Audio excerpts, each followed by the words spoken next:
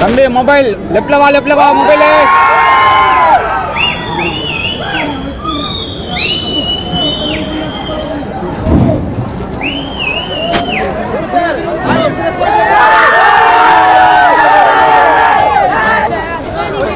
படம் சூப்பரா இருந்துச்சு மேடம். செம்ம வேற லெவல் ஹிட். படம் நல்லா இருந்துச்சு. ஆஸ் அ கபடி பிளேயரா நான் சொல்றேன், எனக்கு ரொம்ப ஸ்பெஷலா ரொம்ப பிடிச்சிருந்தது. அது எல்லாருக்கும் கபடி பிளேயர்ஸ்க்குலாம் ஒரு ட்ரீம் மாதிரி இருந்தது இந்த படம். நல்ல படம். அது பைசன் பார்க்க வந்தேன். படம் சூப்பராக இருக்குது. படம் அருமையாக வந்திருக்கு. நல்லா சூப்பரான யதார்த்தமான நடிப்பு, ஒரு உண்மையான கதைகளும். விக்ரம் சார் அப்படின்னாலே சொல்ல தேவையில்லை, அவர் மாஸ் காட்டிடுவார். அவரோட பையன் நடிச்சிருக்காருங்கும் போது இன்னும் அதை விட மாசாக இருக்குன்னு எதிர்பார்த்த மாதிரி படம் பயங்கரமாக இருக்குது. மாரி செல்வராஜ் சார் சொல்லவே வேணாம், மிகப்பெரிய டைரக்டரு, இன்றைக்கி உலக அளவில் உத்து பார்க்கக்கூடிய ஒரு இயக்குனராக இருந்துகிட்டு இருக்காரு.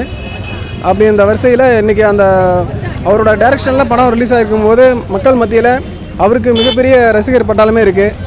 பார்த்திங்கன்னா ரோஹிணி தேட்டரில் பயங்கர கூட்டம் நெரிசல் அதிகமாக இருக்குது.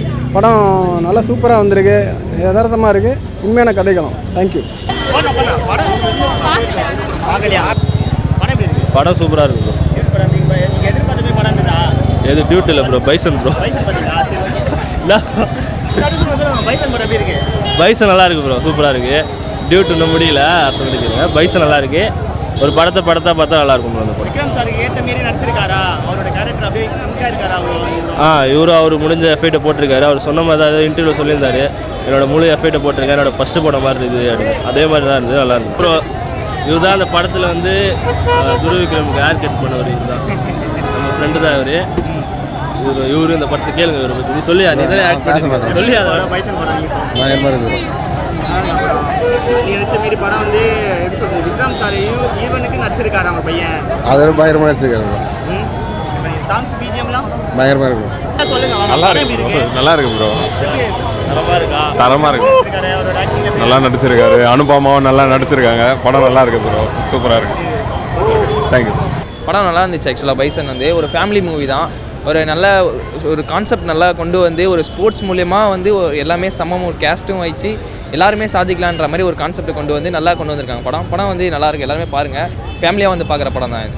நல்லா இருக்குது படம். துருவ் ஆக்சுவலாக நல்லா பண்ணியிருக்காரு. இதில் வந்து ஒரு டிஃப்ரெண்ட் இதுவாக பண்ணியிருக்காரு. ஆக்சுவலாக துருவ் எப்படின்னா ஒரு இறங்கி நடிச்சிருக்காரு அந்த படத்தில். அப்படியே ஒரு அந்த ஊர்க்காராக நடிச்சிருக்காரு. நல்லா இருக்குது படம். ஆக்சுவலாக அனுபமா வேறு லெவல். லிட்டரலி பார்த்தீங்கன்னா அனுபமா வந்து அந்த இடத்துல வந்து அந்த ஒரு கேரக்டருக்காண்டு நல்லா இதுவாக நடிச்சிருக்காங்க. ஒரு வில்லேஜ்க்கெல்லாம் நல்லா நடிச்சிருக்காங்க. அவங்களோட இதை அவங்க நல்லா பண்ணியிருக்காங்க. படம் வந்து ரொம்ப சூப்பராக இருக்குண்ணா. அதை எல்லோரும் பார்க்கலாம். ஆனால் தெற்க இருந்து கபடி பிளேயர்ஸ் எல்லாருமே அவங்க எப்படி விளையாடுறாங்க, அவங்க எப்படி கஷ்டப்பட்டாங்க அப்படின்னு துருவ் அங்கே இருந்து வாழ்ந்துருக்காருண்ணா. நடிக்கலை, அந்த இடத்துல வாழ்ந்து எல்லாமே வாழ்ந்து அந்த இடத்துல இது பண்ணியிருக்காருண்ணா. படம் செம்ம சூப்பர்ண்ணா. பிஜிஎம் எல்லாமே சூப்பராக இருந்துச்சுண்ணா. நடிப்பு எல்லாருமே நல்லா ஆக்டிங் தான். எல்லா டைலாக்ஸு எல்லாமே இதை வந்து ஒரு இதுனே சொல்ல முடியாது. படிக்கிற பசங்க இன்னுமே என்ட்ரன்ஸ் பசங்கள்லாம் நல்லா பார்த்து இது மூலிமா நல்லா வெளியே வருவாங்கன்னு நினைக்கிறேன். அந்த பார்வையிலேருந்து, அவர் சொன்ன பார்வையிலேருந்து முழுசாக வெளியே வருவாங்க அப்படின்றது என்னோடய கருத்து. இன்னொன்று என்னென்னா, 4 படத்துக்கு இந்த படம் வந்து ரொம்ப டிஃப்ரெண்ட்ண்ணா. ஒவ்வொரு டைலாக்கு எமோஷன் எல்லாமே வேறு லெவலில் பண்ணியிருக்காரு மாரியானா. வந்து ஒரு சூப்பர் இதுண்ணா படம். பைசன் மூவி பார்த்தேன், வேறு லெவலில் இருக்குது. இந்தியா பாகிஸ்தான் மேட்ச் பார்த்த மாரி இருக்குது. கண்டிப்பாக ஒரு ஸ்போர்ட்ஸ் பிளேயர் இந்த மூவியை பார்த்தோன்னா கண்ணிலேருந்து தண்ணி வரும். மாரி செல்வராஜ் டேரக்டர் பக்காவாக கலக்கிட்டார். ஏன்னா பார்த்தீங்கன்னா அந்த கர்ணன் படத்தில் எப்படி நம்மளுக்கு ஒரு உணர்ச்சி வந்தது, அந்த லெவலில் கலக்கியிருக்காரு. மெயினாக இந்த ஸ்போர்ட்ஸ் பர்சன், கபடி பிளேயர், கண்டிப்பாக நம்ம இந்தியாவுக்காக கபடி எவ்வளோ உயிர் கொடுத்து விளையாடும். அது இல்லாமல் நம்மளை மாதிரி கீழே இருக்கிற மக்கள், அதாவது நம்ம இப்போ ஜாதி மதம்ன்றாங்களே, அதுமாரி கீழே இருக்கிற மக்கள் மேலே போய் ஆடுறதுக்கு இந்த இந்தியா லெவலில் ஒரு மேட்ச் விளையாடணுன்னா எவ்வளோ கஷ்டன்றது அந்த ஒரு பிளேயருக்கு தான் தெரியும். நான் ஒரு பாடி பில்டர், ஏன்னா அந்த ஒரு பாடி பில்டரோட லெவல் கூட எல்லா கேம்லேயும் ஒரு பொலிட்டிஷியன் இருக்கிற மாரி அந்த மாரி காமிச்சு. ஆனால் நம்ம ஜெயித்தோன்னா நம்ம மேலே திறமை இருந்ததுன்னா வேறு லெவலில் போய்ட்டு நம்ம இந்தியா ஆடலான்ட்டு இதில் ஒரு உதாரணம் மாதிரி காமிச்சிருக்காரு. எவ்வளோ கீழே இருந்தாலும் மேலே போய் ஆடுற அளவுக்கு இந்த மாரி செல்வராஜுக்கு ரொம்ப நன்றி சொல்லணும். எவ்வளோ சாங் இருக்குது, நல்லா இருக்குது, எல்லாமே நல்லா இருக்குது. இந்த சாங்லேருந்து எந்த சாங்கும் எல்லாருமே நல்லா இருக்குது. இது பரியேறு பெருமாள் கர்ணனோட இதில் எப்படி இருக்குது? கம்பேரே பண்ண வேண்டாம், ஒன்று ஒரு டிஃப்ரெண்ட் ஸ்டோரி அந்த மாதிரி இருக்குது. ஆனால் ஒரு மாரி செல்வராஜ் வந்து எல்லா படத்தில் ஒரு விலங்கு அறிமுகப்படுத்துறாரு. மாமன்னத்தில் இது காட்டியிருப்பாரு, பட்டுக்குட்டியை கண்ணனில் கைதி காட்டியிருப்பாரு, இதில் வந்து கெடா காட்டியிருப்பாரு, காளையை காட்டியிருப்பாரு. அதை எப்படி பார்க்குறீங்க? அதாவது ஜாதி ரீதியாக நான் போக விரும்பலை. ஒரு காட்டுக்குள்ளே இருக்க பையன் எப்படி ஜப்பான் வரைக்கும் போகிறான்னு சூப்பராக ஒரு 3 ஹவர்ஸில் காமிச்சிருக்காங்க. நல்லாயிருக்கு. இந்த படத்தில் ஜாதி பற்றி ஃபுல்லாக சொல்லியிருக்காங்களா? ஜாதியே தான் படமே. ஜாதி தான் போடுங்க. ஆமாம், ஆக்சுவலாக எப்படி லோ கேஸ்ட்டில் இருக்கிறவங்கள ஹையர் கேஸ்ட் எப்படி பண்ணுறாங்கன்னு, பட் ஹையர் கேஸ்ட்டும் நல்லவங்க இருக்காங்க, லோயர் கேஸ்ட்டும் கெட்டவங்க இருக்காங்க அப்படின்னு காமிச்சு. விளையாட்டுலையும் ஜாதி இருக்குன்னு பல பேர் தான். சொல்றாங்களா? அந்த விளையாட்டுலையும் ஜாதி ஜாதியை பற்றி நான் பேச விரும்பல, ஏன்னா எனக்கு ஜாதி மதம் பேதம் கிடையாது. துருவிக்ரம் நல்லா நடிச்சிருந்தாரு சார். அது மாரி செல்வராஜ் வந்து ஒரே ஜேனரில் தான் எடுத்திருப்பாரு. இதில் வந்து வேறு மாதிரி நல்லா தான் இருந்துச்சு. அதுக்கப்புறம் அனுபவம் அப்பப்போ வந்தாலுமே அவங்களோட கேரக்டர் நல்லா இருந்துச்சு. ரெண்டையுமே வந்து பேலன்ஸ் பண்ணியிருப்பாங்க ஓரளவு. நல்லா இருந்துச்சு. ஃபேமிலியாக வந்து பாருங்க. படம் வேறு லெவலில் இருந்ததுங்க. ஆக்டிங்லாம் வேறு மாரி நடிச்சிருக்கா போல தலைவர். அடுத்த படத்துக்கு நாங்கள் ரெடியாக இருக்கோம். இன்னும் நல்லா எதிர்பார்க்குறோம் இன்னும் அவர்கிட்ட இருந்து. இன்னும் 2 ஃபீமேல் லீட் வந்து எப்படி பேலன்ஸ் பண்ணுவீங்க?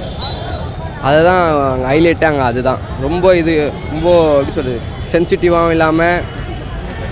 சரி இருச்சலாம் பேசிகிட்டு இருக்கோம், ஒரு நிமிஷம் இருச்சலாம். அதுதான் அவங்கக்கிட்ட ரொம்ப பிடிச்சது. அது சீன் நாங்கள் அந்த மட்டை பண்ணுற சீன் தான் அங்கே ஹைலைட்டு. அங்கே அந்த ரத்தம், இந்த ஆடு ஹைலைட்டாக இருந்தது. தேங்க்யூ. பொதுவாக இப்போ மாரி செல்வராஜ் அப்படி எடுத்துட்டாலே தனிப்பட்ட கருத்தை சொல்லுவாங்க. அதை ஒரு சமூகம் சார்ந்தே அவர் எடுத்துகிட்டு இருக்காரு அப்படின்றப்ப சொல்லுவாங்க. அப்படிலாம் கிடையவே கிடையாது. இந்த கதை எப்படியாப்பட்ட கதைனாக்க, தன்னுடைய மகனை எப்படி ஒரு உச்சத்தை கொண்டு போகணும்னு அடிபட்டு மிதிப்பட்டு ஒரு தகப்பன் எவ்வளோ வழிகளை சுமந்து கொண்டு வரான்றது. ஒரு ஊரில் ஒரு பையன் எப்படி இருக்கான், கபடியில் ஸ்போர்ட்ஸில் இவ்வளோ இதாக இருந்தாலும் அவனுக்கு எவ்வளோ தடைகள் வருது, அந்த தடைகளை தாண்டி அந்த பையன் எவ்வளோ அளவுக்கு உச்சத்துக்கு போகிறான் அப்படின்ற கதை தான். அப்படி இருக்க காலகட்டத்தில் இப்போ வந்து பலதரப்பட்ட மக்கள் பல இதை பேசலாம். ஆனால் இப்போ ரஞ்சித்து, அப்புறம் மாரி செல்வராஜ் அண்ணன், வெற்றிமாறன் அண்ணன், இவங்கெல்லாம் வந்ததுக்கப்புறம் இந்த திரைத்துறையிலே ஒரு பரிணாமம் அடைஞ்சு தான் நான் எண்ணுறேன். ஏன்னா இப்படியாப்பட்ட டேரக்டர்களை தான் நாங்கள் வந்து எதிர்பார்க்குறோம். ஏன்னா அவங்கள வந்து பொது சமூகத்தை அக்கறை உள்ள ஒரு திரைப்படங்களை மக்களுக்கு வெளிக்கொண்டு வந்து காட்டுறாங்க. இப்படியாப்பட்ட டேரக்டருடைய திரைக்கதைகளையும் காவியங்களையும் திரைத்துறையில் நாங்கள் இது மாதிரியான கதைகளுக்கு தான் நாங்கள் விரும்புகிறோம். மக்களும் இப்படி தான் விரும்புகிறாங்க. அதனால தான் பார்த்தீங்களா எவ்வளோ கூட்டம்னு பார்த்தீங்களா. அந்த மாரி செல்வராஜனுக்கும் பாரஞ்சித்தனுக்கும் என்னுடைய வாழ்த்துக்களை தெரிவிச்சுக்கிறேன். நன்றி, வணக்கம். ரொம்ப சிறப்பாக இருக்குது. எல்லாருமே ஆடியன்ஸ் எல்லாருமே ரொம்ப என்ஜாய் பண்ணிகிட்ருக்காங்க. கண்டிப்பாக ஹிட் அடிக்கணுன்ற நம்புகிறேன் நான். கண்டிப்பாக ரொம்ப அவரோட உடல் உழைப்புன்றது வந்து ரொம்ப அவர். ஏன்னா நான் ஃபஸ்ட்லேருந்து பார்த்துட்ருக்கேன், ஷூட்லேயும் பார்த்துட்ருக்கேன், அப்புறம் ஃபுட்டேஜஸாகவும் பார்த்துட்ருக்கேன். ஏன்னா எந்த இதுலேயுமே அவர் ஸ்டண்ட் யூஸ் பண்ணவே இல்லை, ஸ்டண்ட் டூப்பர் யூஸ் பண்ணவே இல்லை. அவர் எல்லாமே ஸ்டண்ட் அவர் மட்டும்தான் பண்ணியிருக்காரு. ஸோ அதனால் ரொம்ப எஃபோர்ட் போட்டு பண்ணியிருக்காரு. அவருக்கு ரொம்ப ஒரு பே ஆஃபாக இருக்கும் படம். பைசன் ஒரு எளிய மக்களின் ஒரு விடுதலைன்னு சொல்லிடலாம் சிம்பிளாக. ஒரு தென் மாவட்டத்துலேருந்து ஒருத்தர் இங்கே ஒரு புலம்பெயர்ந்து ஒரு இந்தியா டீமுக்கு எப்படி வராங்கிறது மிக தத்ரூபமாக அழகாக சொல்லியிருக்காரு. ஒரு இந்தியா டீமுக்கு போது எவ்வளோ பாலிட்டிக்ஸ் இருக்குது, எவ்வளோ எல்லா பிரச்சனைகளும் கடந்து இன்றைக்கி வந்து ஒரு ஜெயிக்கு வந்து சாதாரண விஷயம் கிடையாது. நாங்களும் திருநெல்வேலிலேருந்து காலேஜ் படிக்க எவ்வளோ கஷ்டப்பட்டோம். ஸ்கூலு, காலேஜ், கல்லூரி, ஒரு வேலைக்கு வர்றதோட ஒரு காம்படிஷனில் தான் போயிட்டு இருந்தது இத்தனை ஆண்டுகளாக.